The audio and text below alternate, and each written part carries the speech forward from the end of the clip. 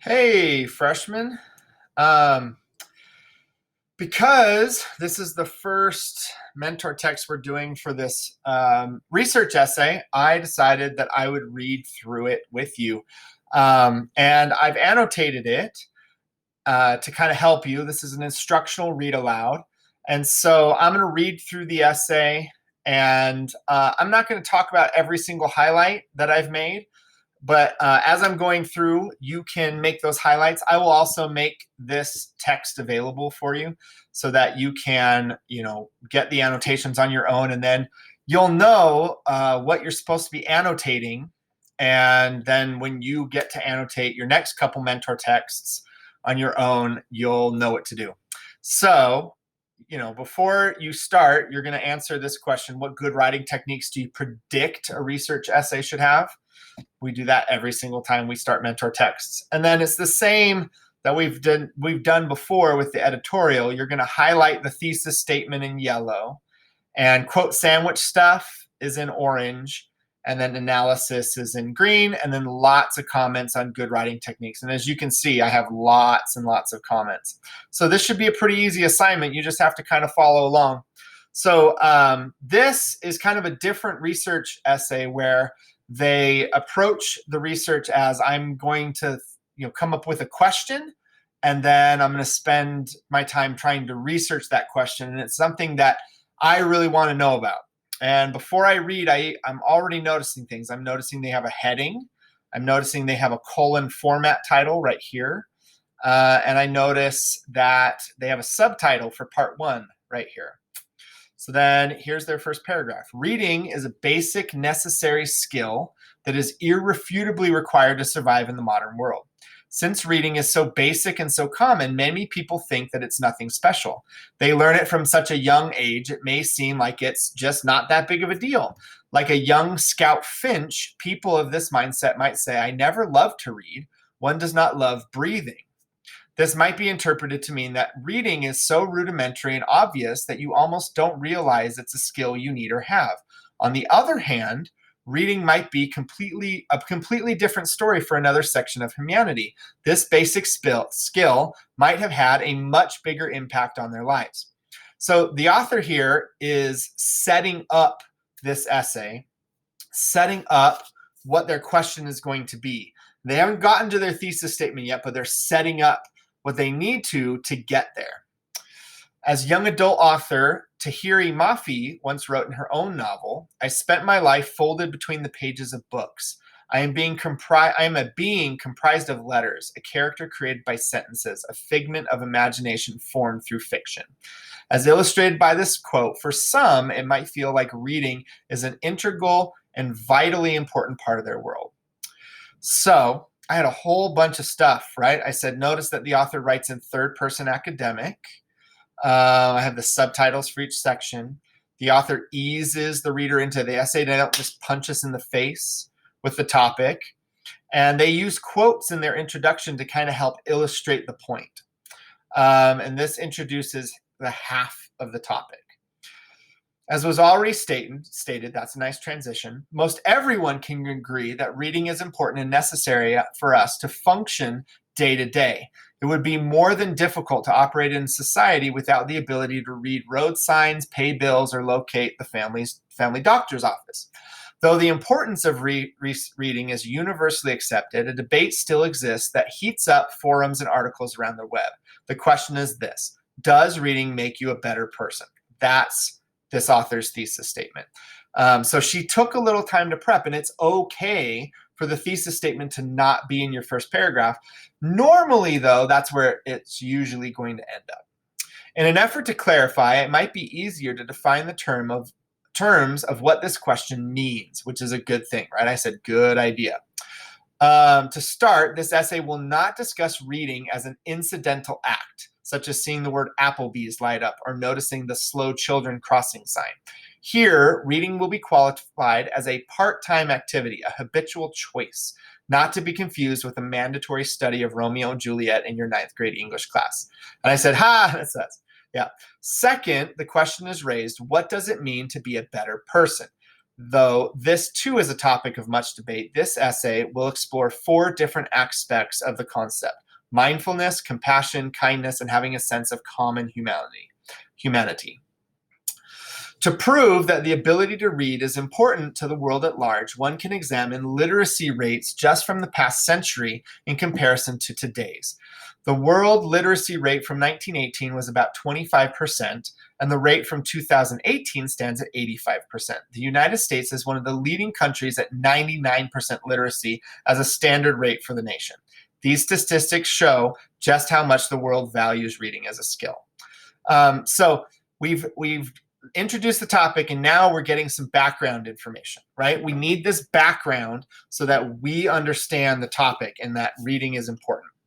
Recently, in past several decades, the idea has surfaced that not only is reading good as an ability, but regular and established patterns of reading might also improve your personality, attitude, and perspective. There are those who swear up and down that reading has made them the human being that they are. Then there are those who insist that the entire idea that reading makes you a better person is influenced by an elitist group who only really believes in their own superiority. Each side has something to contribute to the debate, and neither stance is truly without merit. So we had our background paragraph, and now we have a paragraph that introduces the 2 sides of the debate. There are those who think, yeah, reading makes me a better person. And then there are those that say, no, reading does not make you a better person.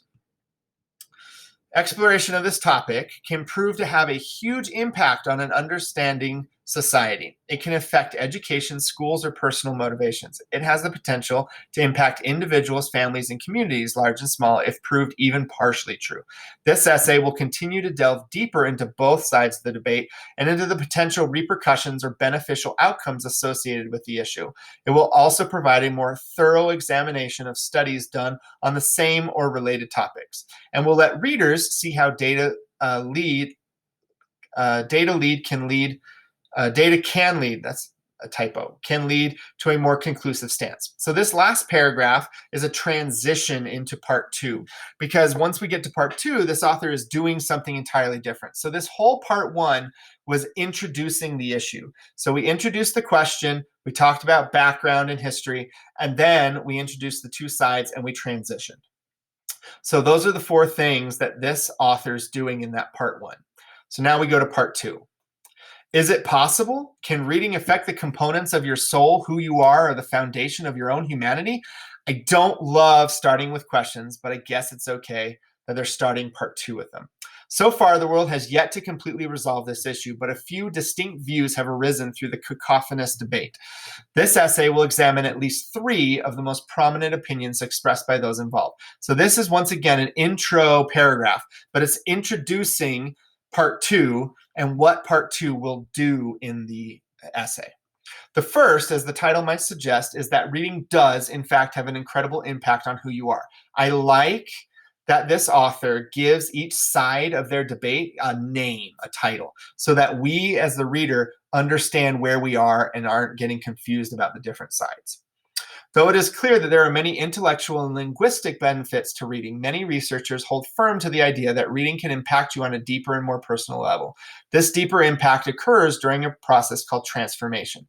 Transformation can be defined as a cognitive and emotional simulation in which the travails of characters are run on minds and brains. This is the idea that a reader of fiction or narrative nonfiction will start to relate to the characters in a book on such an acute level that they will begin to feel secondhand emotions, desires, and even rationalizations. Readers use these characters to live almost vicariously through dilemmas and experiences beyond their personal circumstances. So this one, I wish that she would go into deeper analysis, but she's doing a really good job of supporting these ideas with research, with evidence from her research. And you'll notice that it's not her opinion that she's giving, it's the opinion of each side, right? Her opinion's not in this at all. This transformation has nearly an unlimited potential to affect the human psyche in various ways. One might assert that it can help increase empathy and understanding in certain situations. For example, though many may not face the tragedy of war firsthand, reading the Diary of Anne Frank or All Quiet on the Western Front may help the reader gain a deeper psychological understanding of what it might be like to experience such things, war and terror. Deep immersive reading can also affect morality as seen through the great study of great literature such as the Bible or the Odyssey. The benefits of reading extend even further as they can help develop traits such as empathy, humanity, sympathy, and perhaps even kindness as well. Countless pieces of literature, including those already mentioned, have helped shape the global culture that exists today and make a common ethical ground for all mankind. So this paragraph is really nice because there's lots of research to support this side's opinion, and she's giving you all that research, but there's no analysis, and I really wish there was analysis. And this opinion has 2 paragraphs, but then some of her other opinions don't get that much time, which shows us that she's kind of sides with one over the other. We can kind of tell that she believes that reading makes you a better person, and that's a big no-no. You're not supposed to do that. You're supposed to give each side equal attention and not be biased, right? The second position, this is not a great transition, but it's okay. Taken in the debate for the true benefits of reading comes from a more antagonistic form. Reading, it is suggested, only really has the ability to impact intellect, vocabulary, grammar, and other similar cognitive processes. The idea that it can affect your character is at best wishful thinking. So now we've established that's this side. It has been proven and appears to be common knowledge that reading can greatly benefit your life in many ways, but there are still speculation that other studies and claims derive mostly from the propaganda surrounding the book business. It has been suggested that reading in today's modern world is mostly used as a form of escapism. The idea that it makes you better somehow could be a way for people to make themselves feel superior to others by putting themselves in a special elite societal class of capital R readers. The most powerful motive behind this line of thinking is the idea that reading is not a substitute for real-world experiences. No amount of vicarious entertainment or escapism can or should be able to change who someone is at heart. So we only have 1 paragraph for that side, and I really think that it needs more development.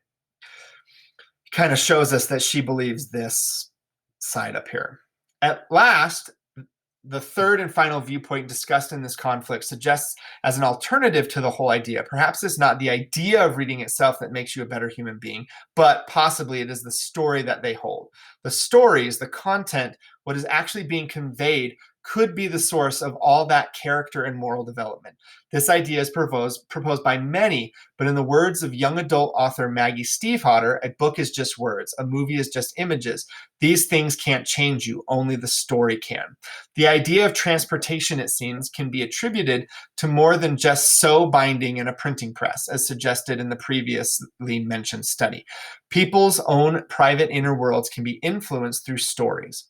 Though the intent is to promote reading and the affixed benefits thereof, this quote clearly states that it may be the stories told that impact the reader. I don't love this transition into the analysis, but it's okay. All right, so we've gone through all 3 different sides, right? In that same light, reading clearly hasn't been the only outlet for stories that mankind has experienced. For centuries, folk tales were the source of a large portion of morality teaching. According to at least one professor, stories have the ability to modify behavior and improve healthy social development. These stories, ancient as they may be, came from a time where literacy was a lot less frequent and books were a rare commodity. As Philip Gillette mentioned in his book, Film and Morality, what does art do for us? One answer is that it can serve as an exemplar of how we should live. Transportation exists in so many different modes, and its impact is as old and significant as art itself. So this kind of finishes up that third point of view. Now that all 3 points have been presented, a conclusion can now be attempted. So now we're transitioning into a conclusion. It is obvious from all the different perspectives that reading is a purely beneficial exercise. Though the idea that it transcends cognitive improvement has been debated, there is plenty of evidence that suggests that reading does indeed have an impact on our lives. The debate continues on 2 fronts. Does reading truly provide social and emotional benefits through the process of transformation? And if it does, Is it any more beneficial than experiencing a well-told story through any other medium? Both questions are valid, and the answer could prove vital for every member of the human race. So this is where this author transitions and talks about, I still have questions that are going on. And it's okay to have questions at the end. Like, I've found these three opinions. I'm still struggling with some things, and I don't know what side I go on, but these are the questions that we still have. And then this is their conclusion. The idea remains, developing a habit of reading is good, but just how good is it? Are there alternatives from which similar benefits can be derived? Is it truly as valuable as it's made out to be? One thing is clear, though, from Potterheads to religious devotees, books have impacted the course of human history. How far can they go in the course of individual human life? So they leave the reader still with questions, right? Then we can see they have their works cited page, and they did a lot of research for this, right? Every single one of these is quoted up in their essay, and that's because this is a college level essay. So this is bolded, it's on its own page. The entries are in alphabetical order, and then whenever an entry is more than one line, they do this hanging indent, right? So this is mentor text number 1. And if you need to go back and rewatch some portions and get the annotations down, that's great. I know I didn't go through every single annotation, and that's because I was trying to make this as short as possible, but you annotate this text and then go ahead and turn it in, and I will give you points for doing it. Thanks. We'll talk to you later. Bye.